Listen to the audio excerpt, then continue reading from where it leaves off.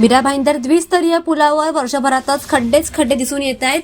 Metro 9 मार्गिका pleasant park, Hatkesh आणि silver park junction मार्गावरून जात आहे।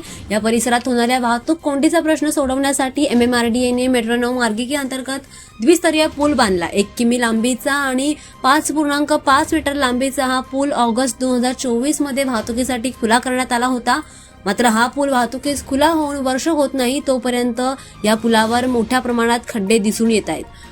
त्यासोबतच वर्षभरात या पुलाची प्रचंड दुरवस्था झाली आहे। पुलावर खड्डे झाले असून पुलावर पावसामध्ये पाणी देखील साचत होते, त्यामुळे वाहन चालकांना तारेवरची कसरत करत वाहने चालवावी लागत असून अपघातांची भीती आता वाढली आहे। वर्षभरातच पुलावरची दुरवस्था झाल्याने काम निकृष्ट असल्याचा आरोप स्थानिकांनी केलाय, तर याची गंभीर दखल घेऊन कंत्राटदाराविरोधात गुन्हा दाखल करण्याची मागणी MMRDA कडे केली आहे। दरम्यान पुलावरील खड्डे बुजवण्याच्या कामाला MMRDA कडून सुरुवात करण्यात आली आहे। या प्रकाराची गंभीर दखल घेण्यात आली असून सल्लागाराकडून लवकरच पुलाची योग्य ती तपासणी करण्यात येईल असंही अधिकाऱ्यांनी सांगितलंय।